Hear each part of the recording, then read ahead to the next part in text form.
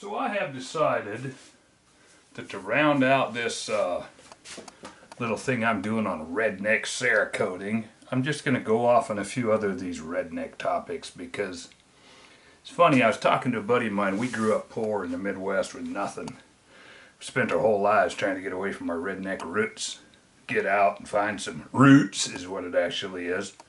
I felt too redneck to say redneck roots. But anyway, he went out and became a lot more successful than me, but I've been around enough people now to have met people from all different, and I've learned there are no smart people out there. They're just really, they're specialists. There's people with money. There's people who've worked hard, learned, but we are the smart people. So I'm, and my buddy were talking about this, that we're trying to get back to our redneck roots. Because regardless how much the inner tube and the proliferation of information is trying to convince us that information is power, in the end that's BS. Information is just people running around telling other people about other people. It's basically a big gossip circle. So some of us here on the ground, and I'm including you guys that are watching this, build stuff. This is what matters, people. It's building stuff. And as I mentioned before in the earlier redneck Cerakoting episode, there's people with really high class, high-end Cerakoting setups. And by all means, if you don't want to go out and get your hands dirty, pay somebody else to do your Cerakote work. Because it's a labor of love. But the simple fact is, redneck logic will rule the day. So I decided again I'm going to go over a few of the things that I've done and I've learned, things that have changed. I used to do some car stuff, did some body work, painted a few cars. I have all the tools. I have DAs and rotaries and belts and big sanders and little sanders and reciprocating sanders and buckets and piles and barrels of this kind of stuff, which anybody in the automotive industry is aware of. Boxes and boxes and boxes. These ones have been sitting in my little filing thing here, so they roll all up. I use them for sanding contours, but I can spin them over 120 grit. Anybody that's been around, here's the thing with these guns, it's a different thing. I don't want to go out and take this little part out and block it all up and start running the DA over it and buffing and what. So I'm looking for quick and dirty.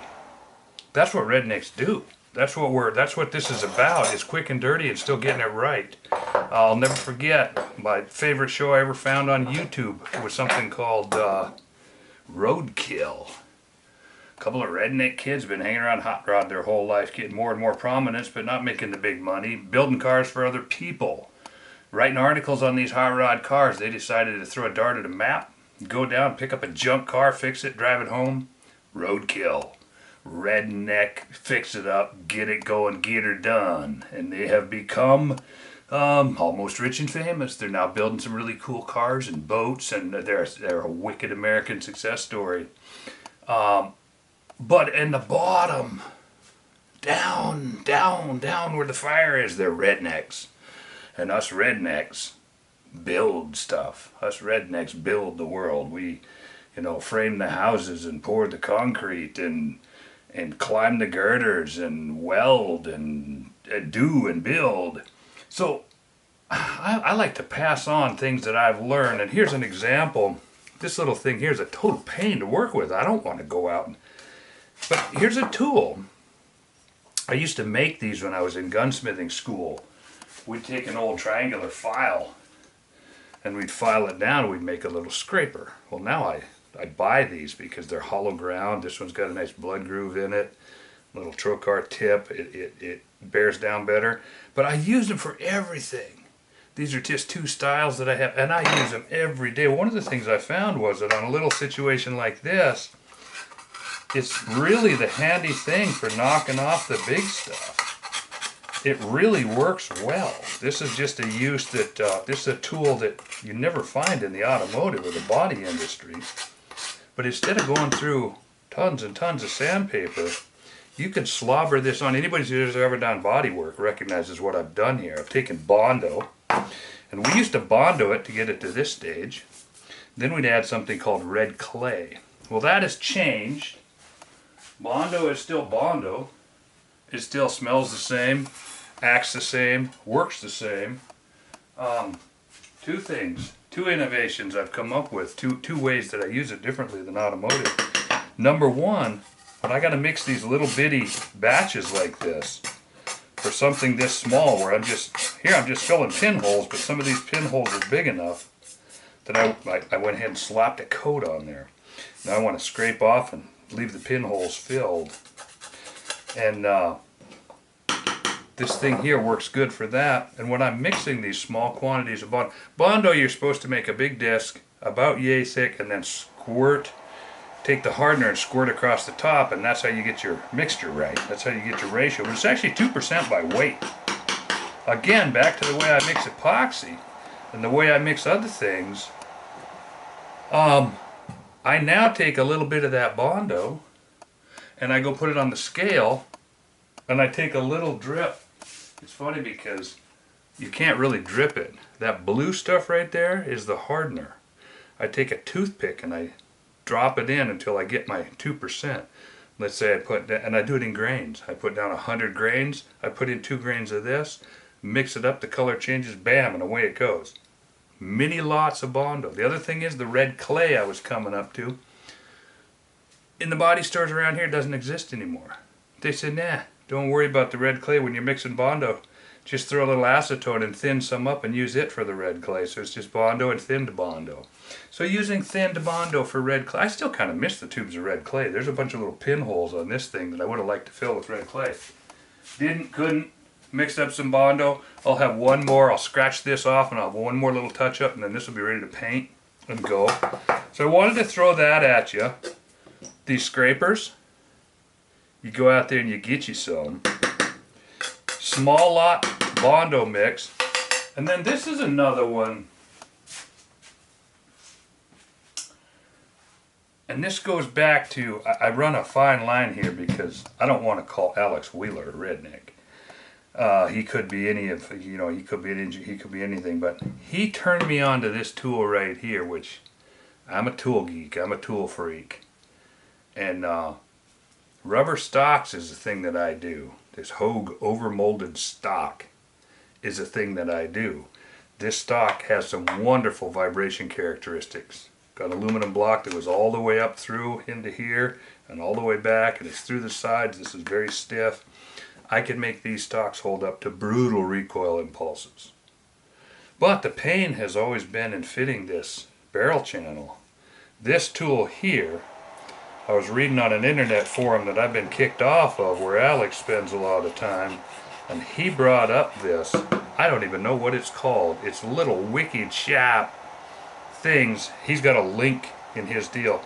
It cuts this rubber better than anything, and I have used a lot of stuff. I am the tool freak. I got every kind of sandpaper, every time a surfform tool, every time a cutter, every kind of scraper, every kind of. This little guy right here does some cool stuff with rubber.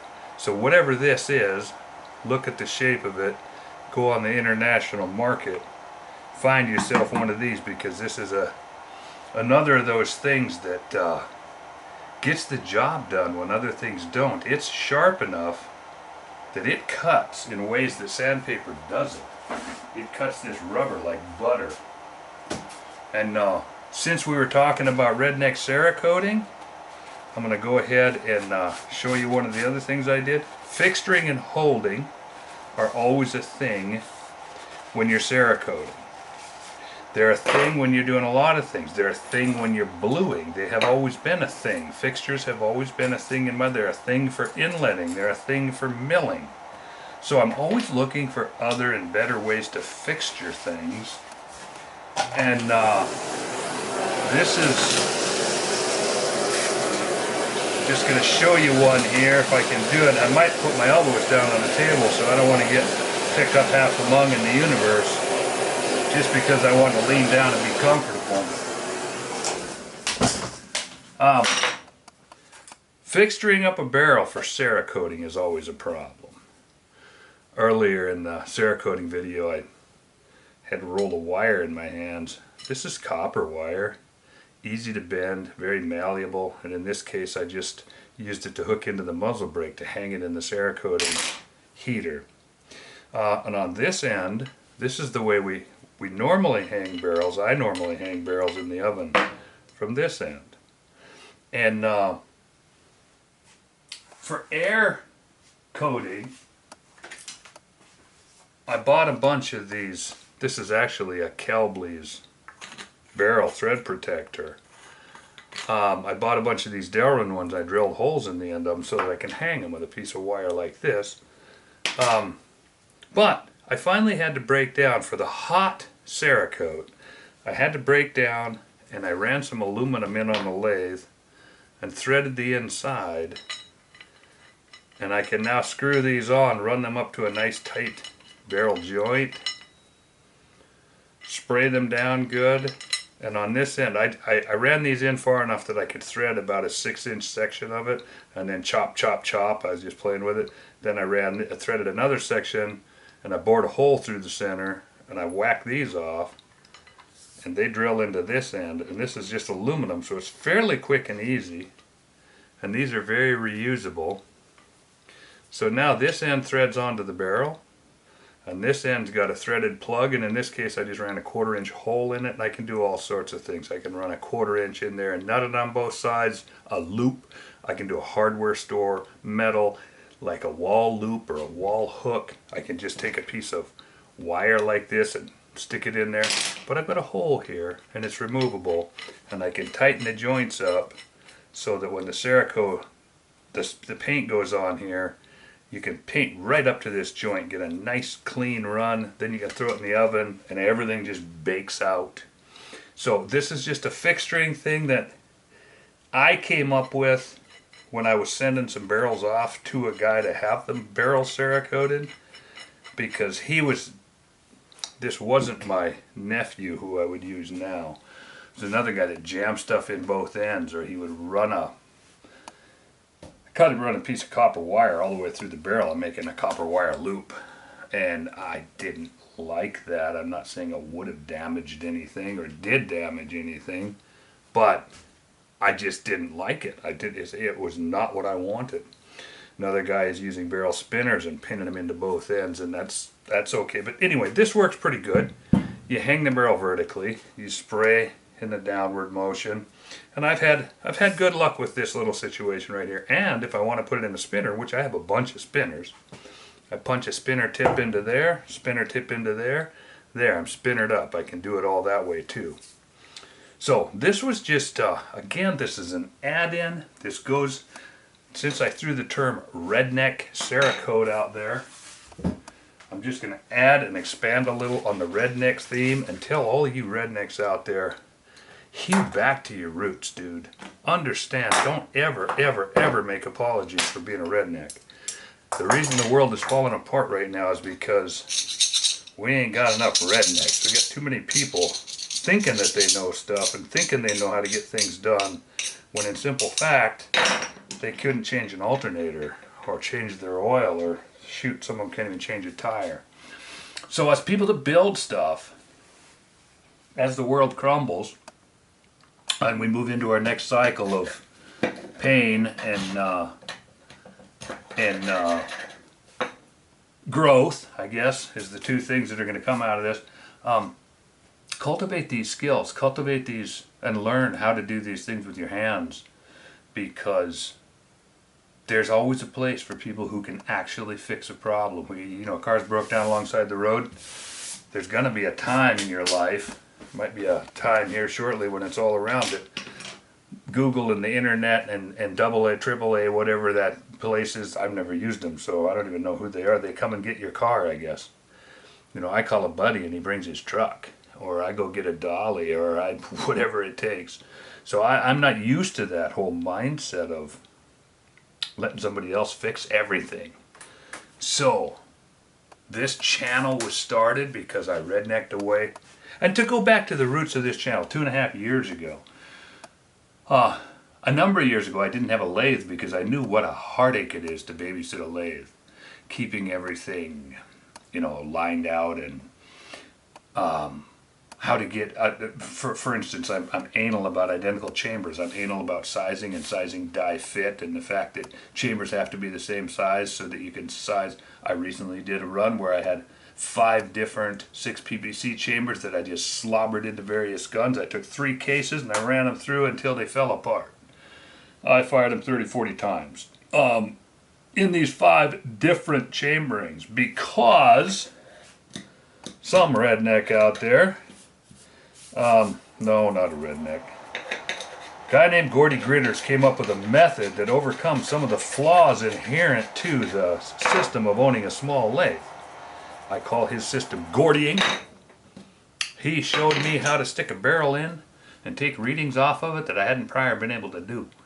Because of that, I started doing a lot of my own work. And this kind of work I've always done, the painting and stock work and the whatever, but now I'm doing the metal work too. And it's fun. It's fun, it's rewarding, it's good therapy. It can be a lucrative business if you get fired up to enough to do it 24/7 and you don't burn out on it. You can go like any other business. Business is that way. Whether it's Amway or some kind of fancy electronics business or building guns, or in my case it's concrete, you got to live it. You know, I live concrete 24/7. That's why my business works, is because it's my passion. But this is my fun passion. This is my secondary passion. And this is my, still offers a lot of opportunities to get things done. And this redneck Cerakoting thing and a couple of the tricks I wanted to pass on. You get yourself some scrapers. If you watch my prior video and you want to go out and set up for air dry Cerakoting stocks and stuff, don't be intimidated. Go do it. You can do it for relatively cheap, the way I did it. Or you can go, you know, there's ways to go even cheaper. Build yourself tarp up a shack out in the yard using visqueen and get in there and spray your guts out. But the heating assembly was one that I showed. Garbage can with a heat gun run into the side of it. And then how to do this small body work stuff. I'm sure there's modelers out there that have all kinds of tricks I don't have. I'm sure there's motorcycle guys, and there's helmet guys, and there's fiberglass guys, and there's RC guys, and but this is me fiddling with guns, running up against a couple of little problems of my own, sharing with you a couple of tools that I found to be useful, and a couple of methods that I found to be useful. Hopefully they have been that way, and we'll slide this one on in with the Redneck Cerakote video. We'll call this the redneck tool section. A couple of redneck tools that I wasn't aware of until recently.